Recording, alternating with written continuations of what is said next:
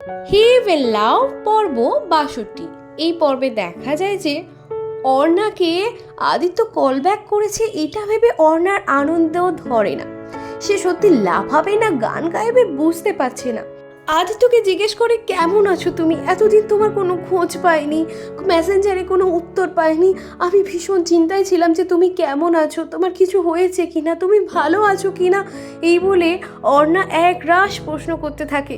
সত্যি যে সে আজকে আদিত্যর গলার স্বর শুনতে পাবে ভাবতেই পারেনি। সে আগাম জানিয়ে দেয় আদিত্যকে, শুভ নববর্ষ আদিত্য, আমি তোমাকে অনেক ভালোবাসি, প্লিজ একবার আই লাভ ইউ বলো। অনেকদিন তোমার গলায় আই লাভ ইউ শুনিনি, আর মেসেঞ্জারেও তো এখন কিছু তেমন রিপ্লাই দাও না। প্লিজ যদি ফ্রি থাকো তাহলে আমাকে একবার আই লাভ ইউ বলো। আদিত্য সে সময় জানায় যে তার মেয়ে একটু আগে তার সঙ্গে ছিল, তাই জন্য সে ফোনটা নিয়ে বেশি কিছু করতেই পারছিল না, কারণ তার মেয়ে ফোনেতে কিছু কার্টুন দেখছিল। আর মা এসে তাকে চান করাবে বলে ঘরে নিয়ে গেল বলে আদিত্য এখন একটু ফ্রি টাইম পেয়েছে, তাই অর্ণাকে কল ব্যাক করেছে। সে তখন বলে, তুমি তো জানো আমি তোমাকে ভালোবাসি, আর কতবার বলবো? বেশ, তাও যখন চাও তাহলে বলেই দিচ্ছি, I love you Arna. Arna এই কথাটা শুনে নিজের মনের মধ্যে যেন গান গাইতে থাকে, হাজারটা প্রজাপতি যেন উড়ে বেড়াতে থাকে। সে ভাবতেই পারে না যে আজ আবারও আদিত্যর গলায় নিজের ভালোবাসার কথা শুনতে পাবে। সত্যি এই সময়টা আদিত্যর কাছে আর অর্ণার কাছে যেন এক স্বপ্নের সময়। তারা এতদিন বাদে কথা বলেছে, একে অপরের গলার স্বর শুনেছে।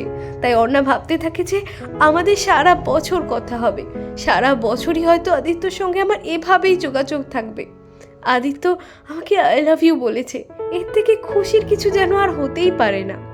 এদিকে আদিত্য অর্ণাকে আই লাভ ইউ বলার পর সত্যি নিজে মনে মনে ভীষণ খুশি হয়ে যায়, কিন্তু ব্যাপারটা ঘটে যে তার পিছনে কেউ ছিল সেটা আদিত্য লক্ষ্য করে না।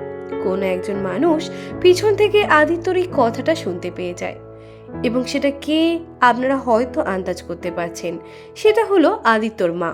আদিত্যর মা এই সমস্ত কথাগুলো শুনতে পেয়ে যায়, এবং তারপরে আদিত্য যখন ফোনটা রেখে পিছনে ঘুরে তার মাকে দেখতে পেয়ে বেশ থতমত খেয়ে যায়, এবং মা বলে যে তুই এটা কি করছিস?